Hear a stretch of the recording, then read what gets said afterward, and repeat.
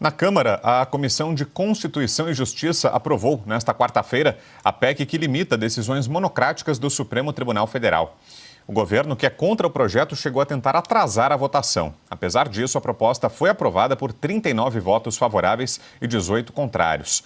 O texto proíbe decisões tomadas por um único magistrado que suspendam a eficácia de leis ou suspendam atos dos presidentes da Câmara, do Senado e da República. Pela proposta, as decisões individuais que suspendam leis continuarão permitidas apenas durante o recesso do Judiciário em casos de grave urgência ou risco de dano irreparável. Nesse tipo de situação, caberá ao presidente do tribunal tomar a decisão monocrática. A PEC ainda precisa ser analisada por uma comissão especial. O presidente da Câmara, Arthur Lira, precisa instalar uma comissão especial no prazo de 40 sessões. Depois, a proposta pode ser votada no plenário da Casa. A Comissão de Constituição e Justiça também deu aval à PEC que permite ao Congresso derrubar decisões do Supremo. O projeto quer possibilitar aos deputados e senadores anular essas determinações se eles avaliarem que os ministros invadiram as competências do Legislativo ou que criaram uma norma jurídica geral e abstrata. Agora caberá ao presidente da Câmara, Arthur Lira, instituir a comissão especial para discutir o conteúdo da proposta. Além disso, a CCJ também aprovou, há pouco, a proposta que estabelece a possibilidade do impeachment de ministros do Supremo Tribunal Federal que usurpem as competências do Congresso. Silvio Navarro, sua análise, Silvio, sobre esse pacote anti-STF, positivas as medidas? Sim, são muito positivas, era esperado, esse pacote avançou logo depois do primeiro turno, o que também acontece dentro do calendário esperado, porque os deputados estavam dedicados, se dedicando às eleições municipais, poucos concorreram a prefeituras, mas a maioria tinha os seus apadrinhados ou padrinhos políticos nas urnas, e a eleição para prefeito é muito importante para o deputado federal, pensando na reeleição.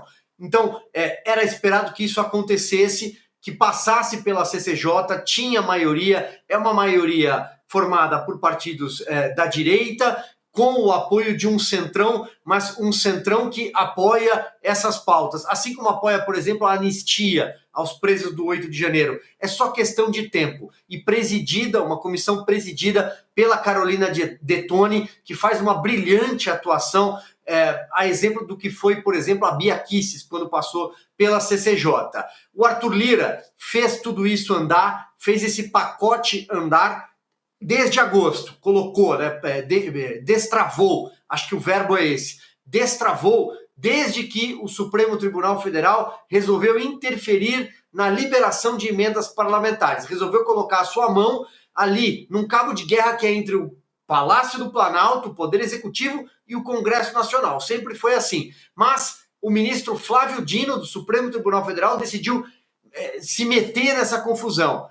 O presidente da Câmara não gostou, é o principal defensor quando se fala em emenda parlamentar, no bolo de recurso público, e fez andar este pacote. Agora, o caminho para o plenário é um pouco mais longo, porque passará pela eleição do sucessor do Arthur Lira. O candidato dele hoje é o Hugo Mota. O Hugo Mota tem se dado declarações e nos corredores com os deputados com quem a gente conversa diariamente, Brown, eles dizem que o Hugo Mota é favorável a toda essa cartilha, toda essa pauta. Porém, ele vai aguardar a votação na virada da legislatura. Ele quer a garantia de que será o novo presidente da Câmara. Então, eu imagino que esse pacote só vai chegar ao plenário daqui a algum tempo. Lembrando também que a principal proposta que você trouxe na abertura do enunciado é uma PEC. Portanto, precisa de quórum qualificado. São 308 votos em plenário. Não é pouca coisa. Estava na hora, né, Augusto, de uma reação parlamentar aos avanços do Supremo Tribunal Federal, né? A menor dúvida, é isso que tem de fazer o tempo todo. O tempo todo. O Congresso é que faz as leis. Não é o Supremo que legisla, muito menos um ministro recorrendo a decisões,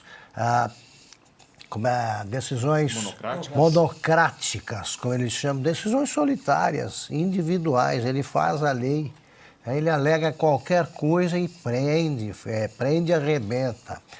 O Congresso é que faz as leis e só o Congresso pode salvar o Brasil dessa insegurança jurídica, política, eleitoral em que o judiciário meteu o país.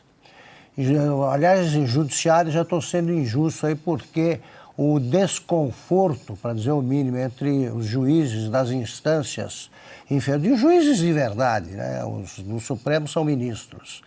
Os juízes das instâncias inferiores estão profundamente, se sentem num profundo desconforto com o que faz o Supremo. Eles já vão sentindo que não tem, vai perdendo a importância. A decisão em primeira instância não significa nada. Pode ser modificada pelo Supremo e, sobretudo, pelo ministro Alexandre de Moraes. Ele continua dando a impressão de que o Brasil hoje se anima com o cumprimento da lei. Olha como o brasileiro pede pouco. Sim. Nós queremos que eles respeitem a Constituição e cumpram as leis. Isso já basta. E ele faz isso, quando ele parece que vai fazer isso, aí ele põe alguma coisa no meio. Vai conceder o benefício que a lei estabelece, ao ex-deputado Daniel Silveira. Aí põe ele vai continuar na prisão, só que numa colônia agrícola que nós redescobrimos agora, que ninguém mais sabia que existia. Sim. Isso aí é perversidade e o mínimo que o Congresso tem de fazer é acabar com isso. Diga, Piotr. Eu vou a dois aspectos técnicos. A primeira proposta aprovada, que obviamente é uma resposta a essa excrescência que hoje é institucional, o Supremo decidir por decisão monocrática de um ministro suspender os efeitos de uma decisão do Congresso, ou seja, do colegiado ou do Executivo, essa parece ponto pacífico, acho que tem muito potencial para ir adiante. A segunda, que gerou um certo incômodo do meio jurídico, entendendo que, mas o Supremo então vai decidir e depois o Congresso pode rever. Mas veja a tecnicidade do Congresso Nacional e a preocupação com obedecer à Constituição e o que prevê a Constituição. Diz aqui que é o seguinte: o projeto quer possibilitar aos deputados e senadores, os representantes do povo, anular determinações dos ministros se eles avaliarem que os ministros do Supremo invadiram as competências do Legislativo. A Constituição não permite que o Supremo legisle ou invada a prerrogativa de outro poder. Ou seja, é baseado num argumento técnico. Depois segue aqui. E também a norma prevê que, por exemplo, se o Supremo criar o que eles chamam de uma norma jurídica geral e abstrata, o que é uma norma geral e abstrata?